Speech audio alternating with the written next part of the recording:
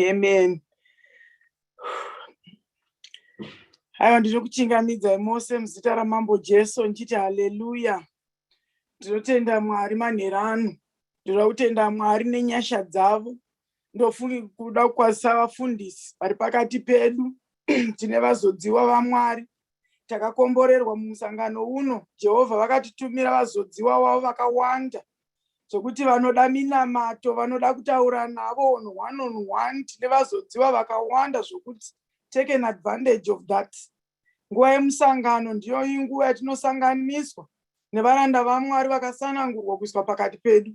Naizvozvo ndinokwazisa varanda vose vaMwari vari pakati pedu, chiri ngatirambe chingoshandira basa raMwari pamwe chete. Ndokwazisa vose varipo vauya kuzonzwawo shoko, zvikuru sei vawanirwa nyasha vakadzigamuchira. Ndoda kutenda Mwari nezvebasa guru ravari kuita pakati pedu.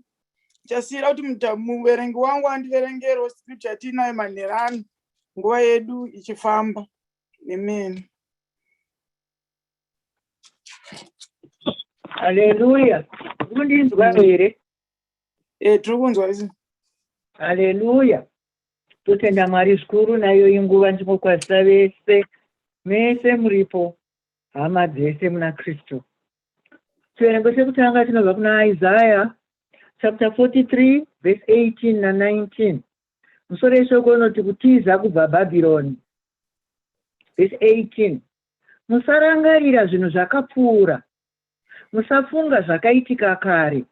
Verse 19 ekupedzisira pachikamu chino. Tarira zvino ndiri kuita chinhu chitsva, zvino chava kuonekwa, hamuchioni here? Ndichagadzira mugwagwa murenje nenzizi mugwenga. Haleluya. Chiverengo chechipiri chinobva kuna Timothy wechipiri chapter 2 verse 1 kusvika pa18. Musoro weshoko unoti kuve musoja waKristu Jesu anovimbika. Verse 1. Zvino iwe mwana wangu chisimbaradzwa netsitsi dzaKristu Jesu. Verse 2. Zviya zvawakanzwa ndichitaura pamberi pezvapupu zvizhinji, unofanira kuzvipawo kuvanhu vanotendeka, vanogona kuzodzidzisawo vamwe vanhu. Verse 3. Unofanira kutambudzika pamwe chete neni somusoja akanaka waKristu Jesu. Verse 4. Musoja anenge adaidzwa kuenda kundorwa haafungi kuita zvimwe zvinhu zvinoitwa nevaya vasiri masoja, nekuti anenge aine pfungwa imwe yokuteerera zvinodikwa nomutungamiri wake akamudaidza. Verse 5.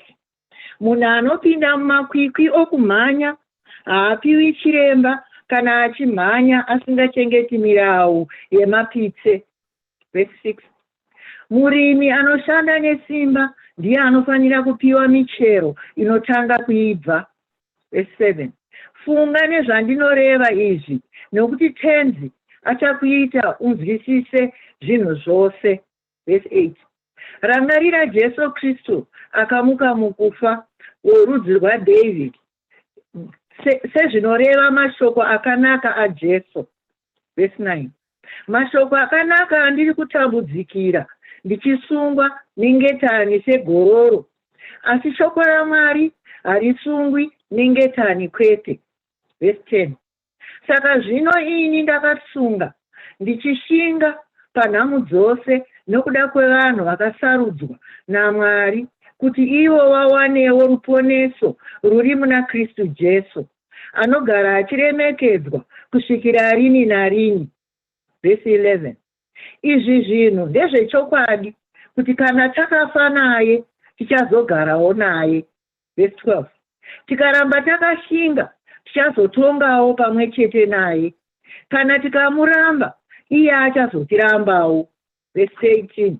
Kana isu tisingatendeki, iye anotendeka nguva dzose, nekuti iye haangazvinyengedzi kwete. Musoro weshoko unotera unoti muranda anoshanda zvakanaka. Verse 14.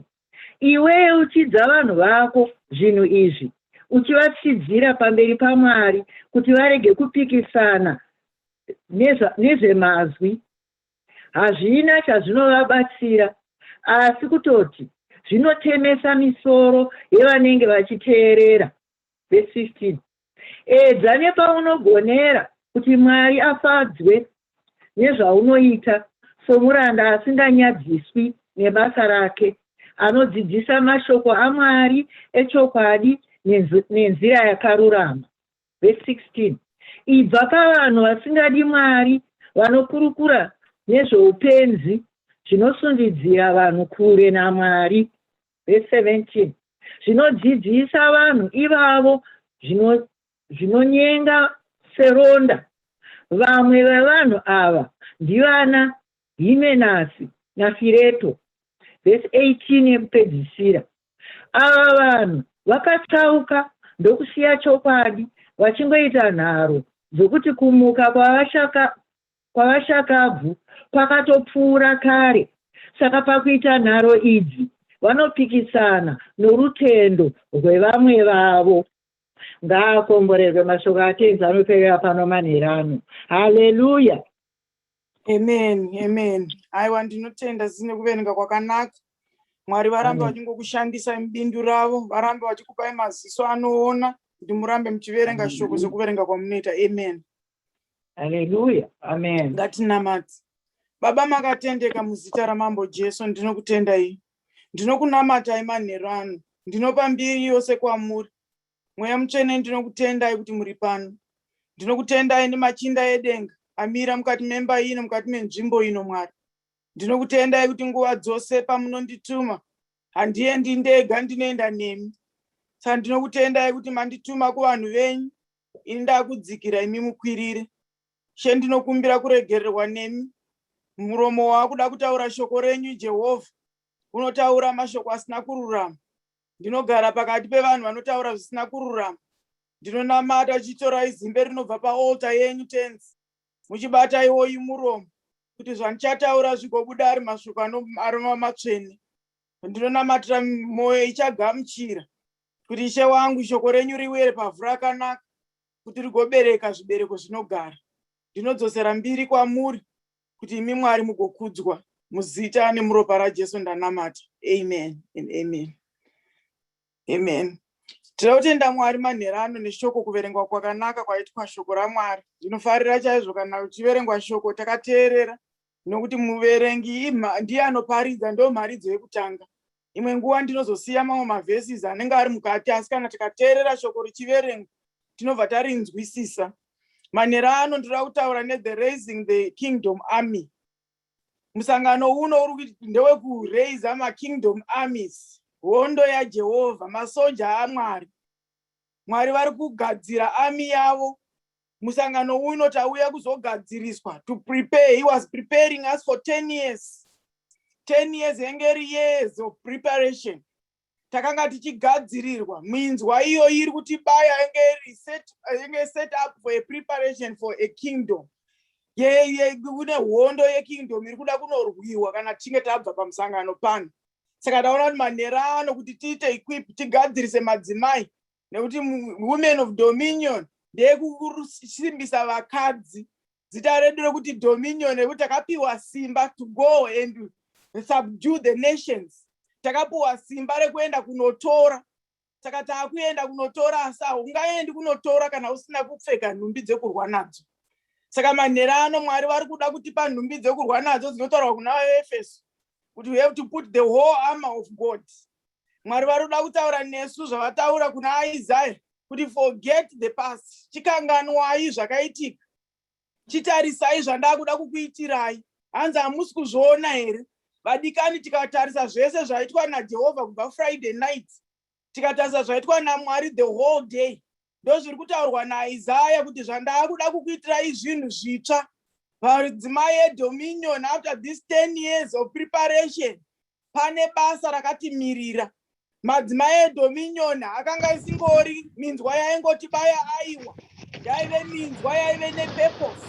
Saka Mwari vati manherano taakufanira kupfeka nhumbi dzekurwa nadzo.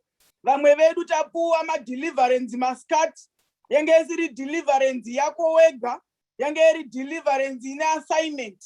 Nekuti Mwari vaita kuti unge uri pano muzuva renyasha, nekuti nyasha nedominion zvinofambirana pamwe chete. Dominion isimba raMwari. Ndosaka riri kutaura kuna vaKorinde. Theme scripture yedu iri kutaura kuti my grace is sufficient. Dominion inotaura kuti simba raMwari riri kunzi rinoda kutaridzwa muutera hwedu. Ndo simba ratiri kunzi kana rasangana nenyasha dzaMwari tinoita mabasa makuru. Tiri madzimai eumhare auya kuzogadzirirwa kwataakuenda uku. Kunoda masoja ari kutaurwa kuna Timothy kuti musoja waMwari haafaniri kunge achiita interfere nezvinhu zvinoitika mumaraini. Vamwe venyu vamwe musati mauya kumusangano uno makanga muri mabhizi bhodhi anotaurwa neshoko raMwari anoti pese pese pamapinda mune muchingotsvaka nyaya kana muchinge muchingorwa nevanhu. Zvanzi musoja waKristu haafaniri kunge aine nguva yese iyoyo.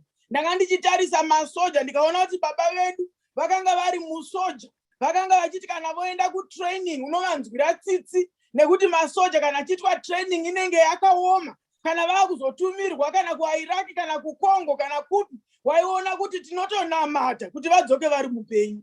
Saka ndo zvinoita musoja waKristu. Saka pa10 years dzese idzi yeve training yezvaakuda kuitwa naMwari. Hanzi hakuna ziso rakamboona, no eye has seen, no ear has heard. Hapana kana pfungwa dzingambofunge kana zviri kuda kuitwa naMwari zvakagadzirirwa madzimai eDominion. Mwari vari kuti manherano, pane zvandakakugadzirirai, pane basa randakakugadzirirai. Tanga tichitaridzwa masikati kuti Zimbabwe needs you. Zimbabwe needs you. Kuunzwa kwatakaitwa kuno kwakanga kuri kuuya kutraining. Mwari vari kutumira kune vamwe vachatumirwa kuZimbabwe. Ndosaka vari kugadzira army yavo Mwari yemadzimai eumhare anga achitaurwa naMama Lukai kuti kune madzimai eumhare ari kugadzirwa naKristu. Zvakakomborerwa madzimai eumhare manherano. Mwari vari kutsvaka kuti ndiani wandingatume kuZimbabwe kunomiririra nyika. Vari kuda kutumwa sana Nehemia. Vari kunzi now ndo vandakuda kupa mauniform ekupfeka nekuti training yavo faith yenyu yakanga ichingoteswa mumoto. Now it is approved genuine. Kune vamwe venyu kutenda. Kana ukanzi kutenda kwako kwatsvetwa mumoto vadikana. Munoona kuti kana maolives kana chinosvinwa achisvinwa tizotora olive oil iye takuita anointing oil. Vamwe venyu makasvinwa munguva yekusvinwa muchigomera. Vadikana handizivi kana ukambosvika paunoimba rwiyo rwokurumbidza asi zvichiita sekunge pane munhu akakudzipa pahuro. Yakasvika nguva yandaimba makatendeka asi mashoko achitadza kubuda pahuro nekuda kwokurwadziwa zvichinge zvarema. Ndaisvika panguva yekungopfugama kwakutaura kuti Jehovha ndaakungoda nyasha dzenyu. Ndiri kungoda ruoko rwenyu runongobuda nepaceiling rungondibata kuti it is well. Inosvika nguva yakadaro maisvinirwa maassignment amakupuwa naJehovha nekuti vamwe venyu muri kutumwa sana Gideon. Kune maaltars amamuchitaurirwa masikati nana Pastor Fortunate. Kune maaltars ari kumhuri dzekwenyu vadikani. Hakungoendwi nemusoja anointerfere nezvinhu zvemumaraini. Zviri kuda musoja anoziva purpose. Zvinoda musoja anoziva assignment. Saka Mwari vakanga vachititrain kuti kana vakundituma kune vekwangu ndinoziva masvikiro. Nekuti shoko raMwari rinoti how can you enter the strong man's house unless you tie the strong man. Hamungaendi kumaaltars akasiwa aitwa nemadziteteguru kwakungoenda zvako usina kana kupfeka nhumbi dzekurwa nadzo. Ndinoziva madhimoni achitaura kuti Jesus we know, Paul we know, who are you? Nekuti vanotoziva kana uchingonyepera nyepera. Yandiri kutaura manherano haisi yeuniform yeruwadzano vadikani. Yandiri kutaura manherano haisi kuti how long you have been in your church. Yandiri kutaura mazuva yezuva ranhasi haisi yekuti ndiani anondiziva. Yandiri kutaura nguva ino ndeyekuti denga rinokuziva here. Denga rinokuziva here kuti kana ndikadedzera kuti Jesus, ndikadedzera kuti mwanakomana waDhavhidhi ndinzwirei ngoni, vanonzwa kuti mwana wangu ari kudana. Nekuti panotora relationship. Saka manherano we are raising an army iri kufanira kutumwa kuZimbabwe. Sana Nehemia vachitumwa kunovaka masvingo. Musoja ari kugadzirwa manherano ari kutumwa naJehovha. Ari kuenda sana Nehemia nekuti masvingo eZimbabwe aputsika vadikani. Kune vari kunzi vari kufanira kunoita rebuild the walls of ruin, the ruined Zimbabwe. Manherano ndiri kutsvaka mudzimai anoti ndiri kuda kujoinawo madzimai eDominion. Ndiri kuda kuitawo basa randaona pano. madzimai edominion nekuti kune kwaakuendeswa. Mwari vari kuti ndaakukuendesai kwandakuda kukutsvetai. Hakuna kana ziso rakambokuona, hakuna kana nzeve dzakambonzwa zvandakuda kuitira madzimai edominion. Kana pfungwa dzingambofunge nekuti Mwari vane zvavakagadzirira zvakanaka zvevanhu vedominion. Manherano ndiri kuti kune madzimai auya kumusangano uno, Mwari havana kukuunzira pano. It was a divine appointment. It was a divine appointment. Because Mama Lukaya vanoramba vachingotaura kuti kune madzimai achabva kudiaspora. Counted. Are you counted? Kune madzimai achabva kudiaspora. Iva ine nzara yekuti Mwari, I want to be one of them. Nekuti the test yefaith kana ikaaprovwa kuva genuine, ndo masoja aroda kutumwa back to Zimbabwe. KuZimbabwe hakusi kutumwa vanhu varoda kunoshamisira. KuZimbabwe hakusi kutumwa vanhu varoda kunotaridza kuti ndakanga ndiri kuAmerica. Imwe nguva ndinotarisa kune vanhu vakapiwa mapepa vakakomborerwa nemapepa. Ukaona zvavanoashandisa zvacho, imwe nguva unoita shungu kuti Mwari kune vari kuda kunoshumira basa renyu asi vari kunyimwa mapepa. Nekuti Apostle Paul vanotaura kuti kune dhora vhurwa pamberi pangu, but pane adversary akamira. Pane dhora vhurwa kuZimbabwe, but pane adversary akarivhara akamira kuti ndisaende ikoko. Manherano ndati Mwari worugare dai vachikwanisa kuita grand kuti vakadzi vari kuti yes Lord send me. Vakadzi vari kuti send me. Vamwe vari kutora vari kupuwa mapepa achiinda nawo kuZimbabwe kunoashandisa zvinhu zvinonyangadza zita raMwari. Vamwe vari kupuwa mapepa ekuenda kunotora zviri kunzi zvinhu zviri mutende raAkani rinourayisa mhuri yese. Ndo zvamuri kukwira muchienda kuZimbabwe muchinodzoka nazvo. Mwari vachiti ndiri Mwari wejealous. Ndiri Mwari ane shanja, ndishei glory yangu nomwe munhu. Mwari vari kuti manherano ndiri kuda madzimai eutsvene. Tanga tichitaurirwa nevana vedu about purity. Tanga tichitaurirwa nevana vedu masikati. Tanga tichidzidziswa ndaona ministry. Yeah, girls, let's talk. Yandibata zvikuru. Ndikafunga kuti dai Mwari, dai makora ndakanga ndichitambiswa. Tichaabuswa nemuvengi. Dai kwakanga kuine GLT. Maybe zvimwe zvinhu zvisina kuitika. But vakakomborerwa. Ndarwadziwa ndichitonzwa kuti kuna namai vari kuramba kuti vana vavo vadzidziswe zvepurity. Kutorwadziwa kuti handidi kuti mwana wangu aende kunodzidziswa kuti iva uri holy muimba yaMwari. Nekuti muimba yaMwari mune mavessels akasiyana-siyana. Mwari vari kutsvaka a vessel of honor. Mwari vari kutsvaka mudziyo wokushandisa. Imba yaMwari iri kushayikwa midziyo nekuti vana vedu varasa innocence yavo. Kwakuwanikwa mudzimai akagara palaini rino achiti mwana wangu handidi kuti aende kunodzidziswa kuti purity yakanaka. Vadikani, we need deliverance. Vakatokomborerwa vana vanotowanirwa mukana wokunzi endai kuGLT. Vakatokomborerwa vana vananamai varipo vanotaura kuti usikana hwako hwakakosha. Vadikani, takanga tisina vaitigarira pasi kuti taurira izvozvo. Takanga tisina vakanga vachitiita mother hen kuti kana paripo mai vaine covering yemunamato zvishoma zvinoitika pamwana iyeye. But kana pasina covering yemudzimai woumhare, mwana ari vulnerable kune any animal inouya. Vadikani, vana vari kuparara nekuti vana mai mashaya nguva yekudzikisa gejo romunamato. Manherano, God is building raising an army of the kingdom. Mwari vari kubuilda army yaMwari iri kufanira kuenda kuZimbabwe kufambira shoko. Tiri kutaurwa naApostle Paul kuti imomu kusafa imomu ndo matiri kufanira kusafira Mwari so long gospel richienda. Nekuti anzi handinyari kutaura evhangeri raMwari nekuti isimba. Kana uchiri kunyara kuritaura, kana uchiri kunyara kutaura zvawakaitirwa naMwari, nekuti kune vamwe vasati vadzigamuchira nyasha vanofunga kuti kutaura sezvaitwa naSita ndizvo kufukura hapwa. Vadikani, kana usati wada kudada naMwari wako unenge uchiri kuzvivanza. Unless vasina kuzvita. Tinozviti neshamwari dzangu kana zvikasashamisa havasi Mwari. Zvikasashamisa havasi Mwari. Ukaona ndichinyara kuzvitaura, ukaona ndisingakwanisi kuzvitaura, Mwari havana kuzvita. Nekuti ndakatodeclare kuti Mwari pese pamuchasvinudza mapofu ndichazvitaura. Pese pamuchafambisa mheta makumbo ndichazvitaura. Nekuti zita raJehovha rinofanira kukudzwa. Saka manherano Mwari vari kutsvaga musoja waKristu, anzi musoja aiti ntengo nevanhu vasinganamati, vasingadi nezvaMwari. Vamwe venyu mauya kumusangano uno for deliverance. Too much of talking, too much busy bodies.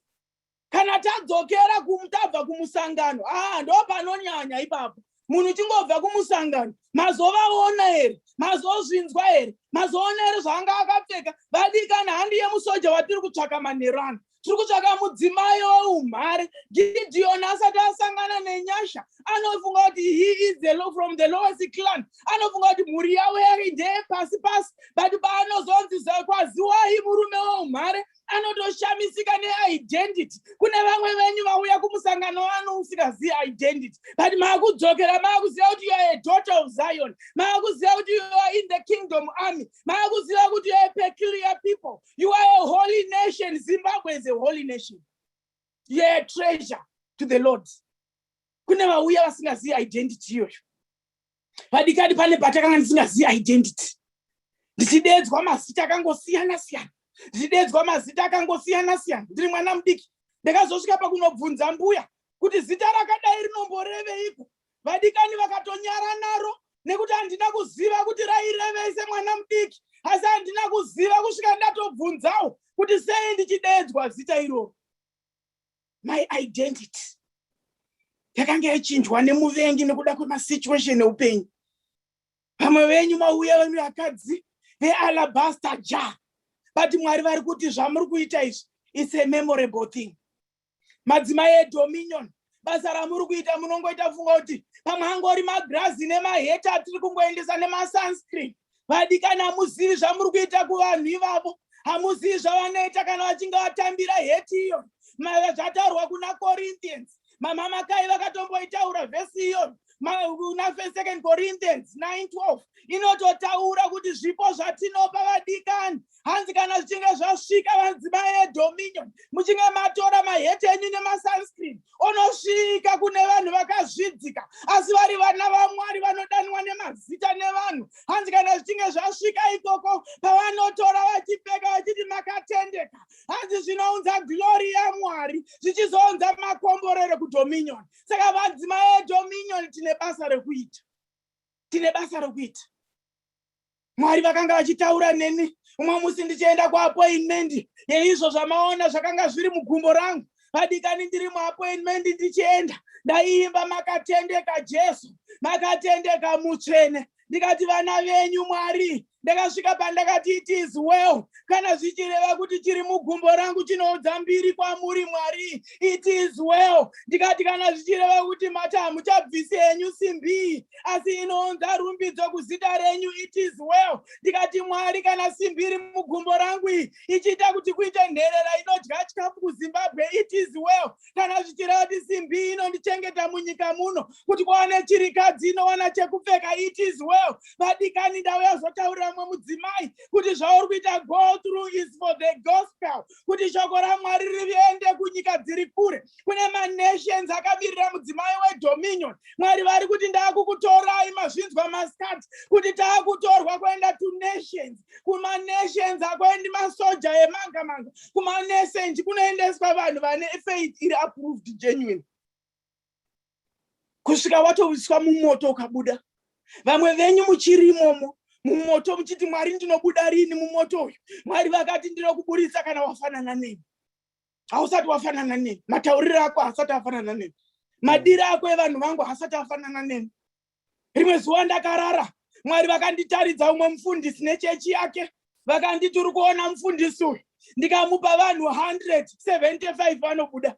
Ndikamupa 75, 50 vanobuda. Nekuti mabatira anoita vana vangu handaafariri. Mataurira anoita nevana vangu handaafariri. Vadikani vazodziwa takadedzwa kuchengeta hwai dzaJehovha. Takadedzwa kuchengeta nhango dzinenge dzaenda. Vanosiya 99 dziri righteous. Toteera iyoyo hwani inenge yakarasika. It's not for you to judge that sheep. Hausiwa wakanzi uitonge kuti yabudirei. Chandinoziva ndechekuti Jesu akateera imwe chete yakanga yarasika. Kwesi tiri kutadza nekudziteera. Tiri kutadza nekuiteera kuti handisati ndaona hwai. Imbori kupi malaini handichamunzwi. takanzwa vamwe ndakanga tisagarisita tisingaini mumalaini nekuda kwemitemo yandakanga tinayo, but waiti ukaenda mumalaini wainzwa chinzi konhingi uya hatichamunzwi, munongoziya kakuti havana mapepa, munodaro vanhu vakadzoserwa kuZimbabwe. Mwana waMwari. Saka what are you doing on this line? Handiye musoja ari kutsvakwa. Makaona kuti Gideon paanoenda kunorwa anonzi ndane vanhu pamvura uone mamwiro avachaita. Musoja chaiye waMwari ane mumwiro waanoita mvura yake. Musoja waMwari asi futi anorara nayo. Anorara akapfeka uniform yake. Anofamba akapfeka uniform yake. Saka chinzi put on the whole armor. Ukangobvisa armor imwe chete, the helmet of salvation, and the enemy anokuataka ikoko. Anokuataka ikoko ngangobvisa righteousness, anokuataka ikoko. Anomirira chete kuti ubvingobvisa shangu dzevhangeri, shangu dzako dzitange kufambira makuwa, shangu dzako dzitange kufambira kungotaura, shangu dzako dzifambire zvinhu zvisingafadzi Mwari. Hanzi unenge wabvisa shangu dzevhangeri, mashoko raMwari roti akakomborerwa uyo anofambira ivhangeri raMwari. Saka madzimai eDominion manhero ano tiri kureisa any army. Nehema yanosangana naTobhaya naSanballat vanouya kuzodiscourage. Muchasangana nevanhu vanokudiscourage vanhu veDominion. Muchasangana Marvelous nevanhu vanoti hakuna kwaari kuenda. Muchasangana nevanhu vanoti takambozvitraya izvi, takambozviitirwa vadikani. But Nehema yanoti basa rinomirirei. Basa raMwari rinomirire. Handina nguva yekuswera nchienda kunosangana naTobhaya. Handina nguva yekuswera nchiteerera zvinotaurwa naSanballat, because I have an assignment. Kana Mwari vachinge vandipa assignment, who can take it away? Nekuti zvanzi musoja waKristu kana ukadisqualify, ukangoita zvisingafadzi Mwari, zvisingafadzi commander wako, you be disqualified. Vakakomborerwa vachazoti sapostopo ndakarwa kurwa kwakanaka. Tarisai kwaanozonozvitaura kwacho. Kutoti ndagadzirira nguva yangu yakwana. Vakakomborerwa vashandiri vaMwari vanoona kuti nguva yavo yakwana. Nekuti anoya sembavhu. But vanoshandira Mwari vanozviona kuti nguva yangu yakwana. Basa ndaita, ndasiya ndapedza. Kana vakasvika nhasi palaini rino, chii chamungavataridze kuti ndakanga ndiri mushandiri wenyu? Mabhuku akavhurwa iye zvino, chii chiri mumabhuku chinonzi ndinotaridza Mwari kuti izvi ndo zvamakandipa pamakore amakandipa kuti ndirarame panyika pano. Nekuti nguva haisi yedu vadikani. The Great Commission. Madzimai takadeedzerwa the Great Commission. Go into the world and preach the gospel to many nations, all nations. Baptize them in the name of the Father, the Son, and the Holy Ghost. Takanzi ndai munoparidza ivhangeri. Paul ari kutaura kuti ndakasungwa sembavha, asi havana kusunga gororo, havana kusunga shoko raMwari, vakanga vachisunga makumbo kana maoko apo. Pandanga ndakapfeka chinhu icho vadikani, muri kuona maki yachakasiya, iganda raitsva, nekuti chinhu ichi chakanga chiri cheplastic. Saka munguva ino yekupisa ino vadikani, chinhu chandakanga ndakapfeka over eye chakanga chisingaiti kuti unochibvisa. Chinhu chaunongoramba uinacho pakunorara, chinhu chaunoramba uinacho pakunogeza, chinhu chaunoramba uinacho chitochichinja mabhatiri. Vadikani, that is my torment. Ganda ramuri kuona rakatsva iro ndorandiri kunzwa nhasi iriyo, thorn in my flesh, rinoramba richingobvunda because rakapiswa nechinhu ichi. Pisirwa ivhangeri. Tichaura kuti Mwari kana zvichireva kuti chinondipisa, asi kuine nherera iri kurara yadya kuZimbabwe, aiwa, it is well. It is well. Saka manhero ano ndiri kuuya kuzotaurira mudzimai weDominion kuti nguva yekutaura hatichisina. Basa ratiri kuramba tichingotaurirwa, muranda waMwari ari kuramba achititaridza marevelation akataridzwa. Mama Luka have been talking about it. Kuti kuna zviri kuda kuitwa kuZimbabwe. Mwari vakuda kudzikisa nyasha dzavo kuZimbabwe. Isu tobva tapuwa weekend ino yepreparation. Nekuti ndivanani vandingatume. Tiri kunzwa Mwari vachinzi vari kutarisa pese palaini rino vachiti ndianiko wandingatume kuZimbabwe nekuti ndakuda kudzikisa nyasha dzangu, asi ndinoda madzimai anoti ndiri pano tenzi nditumei. Munonzwa Isaya achiti Mwari muromo wangu unotaura zvakaipa, ndinogara pakati pevanhu vanotaura zvakaipa. Mwari vanotora zimbere paaltar yatenzi vobata Isaya voti ndiani wandingatume. Isaya anoti tenzi nditumei zvangu ini. Manherano kune vabatwa pane zimbere paaltar yatenzi yenyasha, kune vabatwa manherano. Mwari vari kubvunza, who shall I send? Vamwe venyu neZimbabwe chamuchadi kutomboinzwa, mukatonzwa zviri kuitika kuZimbabwe. Ndozvatakanga taakuwishwa nevavengi kuti Zimbabwe haina kana magetsi. Vadikani, unokanganwa kuti wakabva kunyika imwe chete iyoyo. Unokanganwa kuti magetsi aitomboendawo pawaive ikoko. Unokanganwa kuti wakateedzwa naMwari uri kuZimbabwe. Kuuya kwako kuno dzaitova nyasha. Vamwe nechirungu chacho chainetsa kutaura. Vamwe venyu makatorwa mumageto muchiunzwa kuti muve nedzimba dzenyu muAmerica. Nhasi makutarisa vanhu venyika yekwenyu. Apostol Paul anotumwa kune vanhu vaiuraya. Nawo Mwari vari kuti nawo ndakugadzirirai. You are an instrument for my own name's sake. Ndakugadzirirai kuti ndikutumei back to Zimbabwe. Iwo kuti handidi kuenda because of magetsi. Mwari vari kutsvaka vanhu vokutuma kuCherima. Mwari vari kutsvaka. Mapepa unawo, zvese unazvo.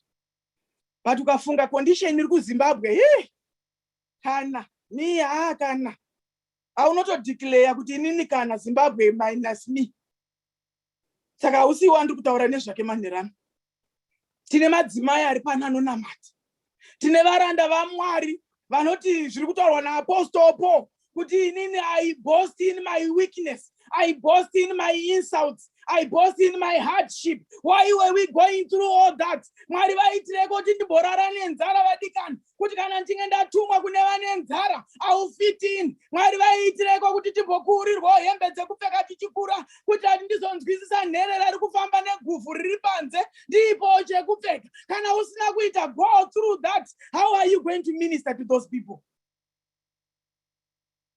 Mwari havangakutumi kune munhu ari kudivhosa iwe uchiganza nemurume wako everyday. Mwari vanototuma munhu anonzwisisa kuti munhu ari kuchema uyu ari kuchema. Vamwe mukatonzwa kuti munhu ane issue kujaja chaiko kuti vanamati.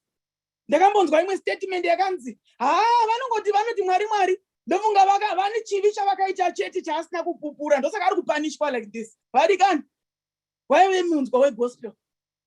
Today I stand here nenyasha.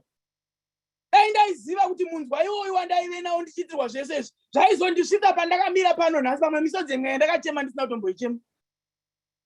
Because kana usingazivi kuti why zvinhu zviri kuitika kwauri zvichiitika. But nhasi taitirwa nyasha muweekend ino. Taitirwa nyasha neDominion.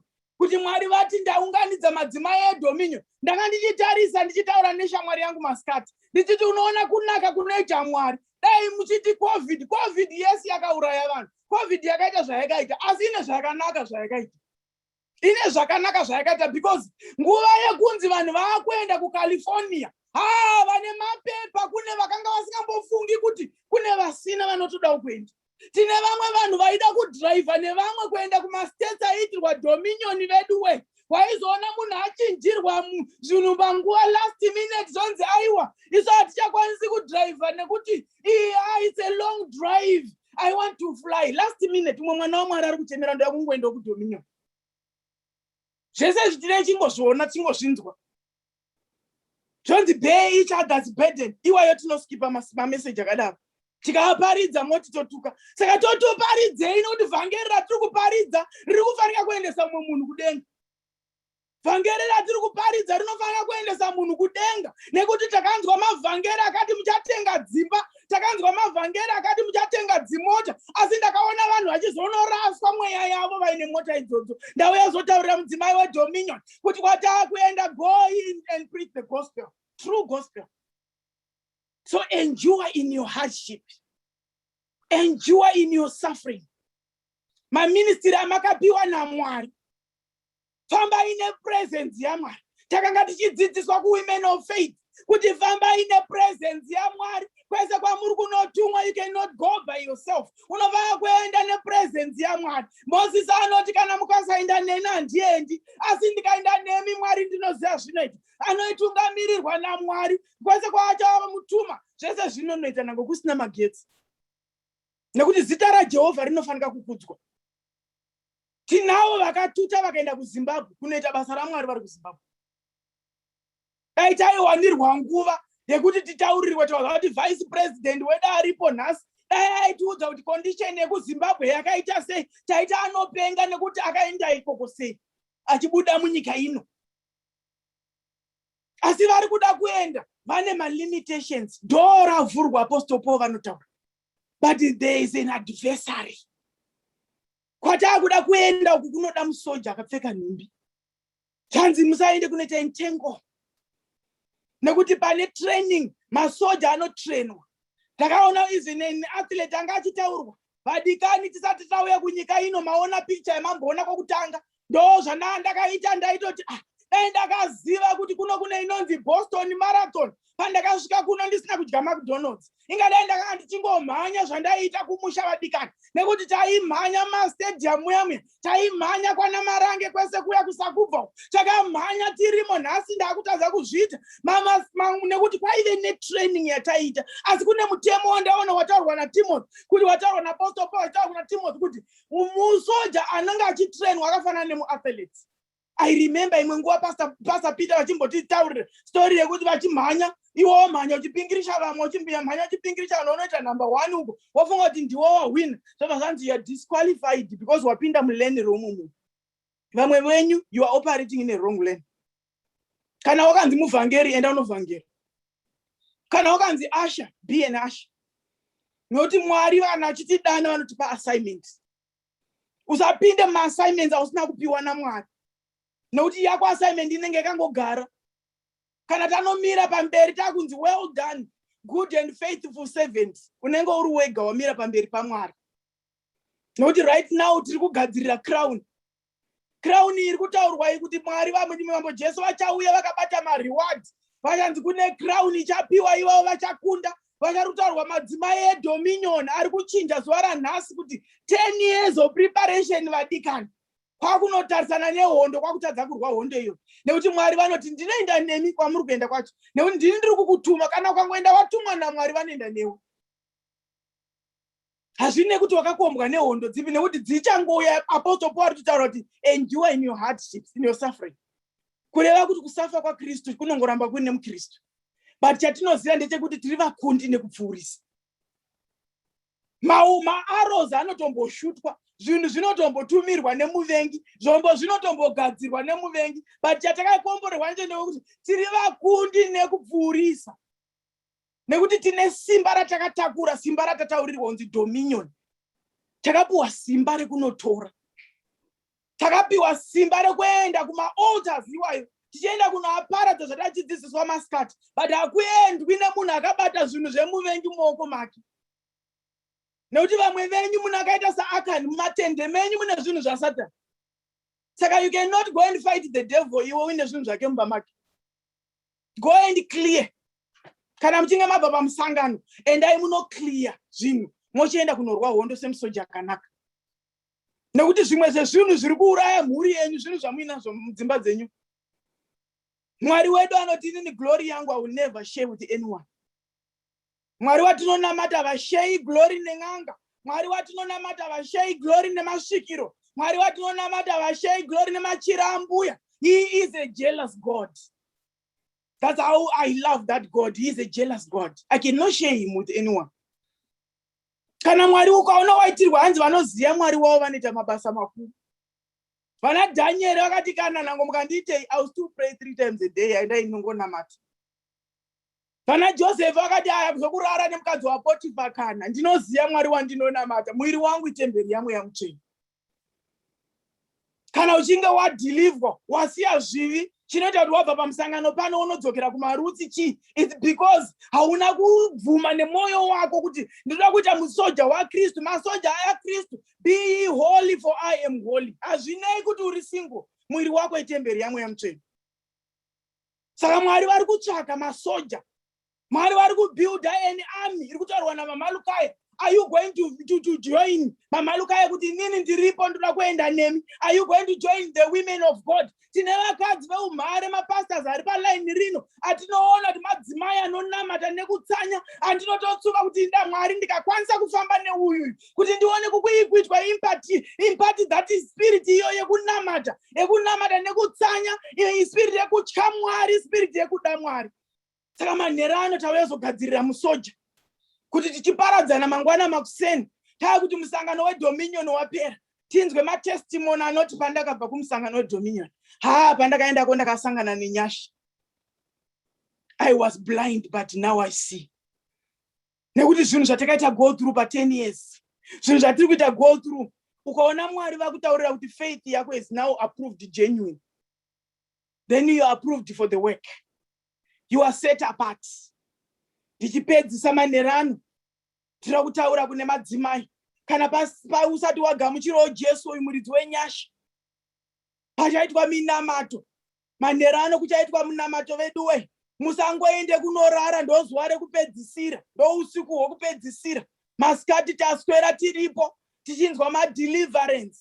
Tichinzwa matestimony anga achitaurwa nevana. Heartbreak asvobata kumadzimai. Vanga vakangogara imwe nguva tinongosangana. Tigopfeka dai kutiri kumusangano kumahotera. Ingadai tatageza katatu. Tachinja mbatya dzedu vadikani. Asi mukati membatya muine maronda. Masoja ari wounded. Manherano ndavazotaurira mwe munhu. Kuti panonzi ngapasare vanhu vemunamato. Sarawo umbonamatirwa. Sarawo umboitwawo impact nevamwe. Pane vanhu vari kushandiswa naMwari, vanhu vaMwari vari palaini rino. Wanawo unotorawo nhamba yake. Uti ndiri murandakadzi ndimbondinamatirawo. I want to save the Lord. Saka manherano ndoda kusiyirai kuti a workman approved by the Lord. Musoja waKristu. Mwari vari kubuilda an army. Vari kubuilda vana Deborah. Mwari vari kubuilda vana Esther. Vanoti ndiri kuenda kuhondo iyoyo. If I perish, I perish. Tiri kutsvaga madzimai akadaro kuti ajoine Dominion. Tine maministry akasiyana siyana akaitwa naMwari pakati pedu ekuti kune basa rekuita vadikana. It's up to you kuti yes Lord, send me. Tiri kutsvaga madzimai eumhare, madzimai anoziva identity kuti I am the woman of faith. I am a woman of power. I am a woman on influence. Ndinoinfluence vanhu vese ari around me. Wandafamba naye anofanira kuziva Jesu. Wandafamba naye anofanira kunzwa matauriro angu ndeaJesu. Maitiro angu ndeaJesu. Anditiwo ndinodawo Mwari wako saRuth, kuti Mwari wako achava Mwari wangu. Vanhu venyu vachava vanhu vangu. Tiri kudawo vana Ruth vanotiteera kuZimbabwe. Tiri kudawo venyika ino, venation ino. Vanoti ndoda kuendawo nemi kuZimbabwe. Nekuti Mwari wenyu wamunonamata maZimbabwenzi ndinomudawo. Mwari worugare ngavatiitire zvakanaka. Mwari worugare ngavatiitire zvakanaka manherano. He is building an army, the kingdom army. Yemadzimai ari kuda kunorwa hondo. Yemadzimai ari kuda kunomiririra. Ari kuda kunoita rebuild rusvingo rweZimbabwe. Madzimai ari kuita wailing women. Madzimai ari kuda kunochema. Madzimai ari kuda kunoparidza evhangeri vasinganyari. Ndo madzimai ari kugadzirwa manherano. Pastor Marvelous vari kutsvaka vanhu vokufamba navo. Manzwa masikati vachitaura kuti vari kunidha vanhu vokufamba navo. Vari kunidha an army. Inoti murandakadzi ndiseiwo ipapo. Nekuti I heard the voice calling me. Mwari vari kukudanai manherano. Muzita raBaba neMwanakomana naMweya Mutsvene. Amen and amen. Hallelujah.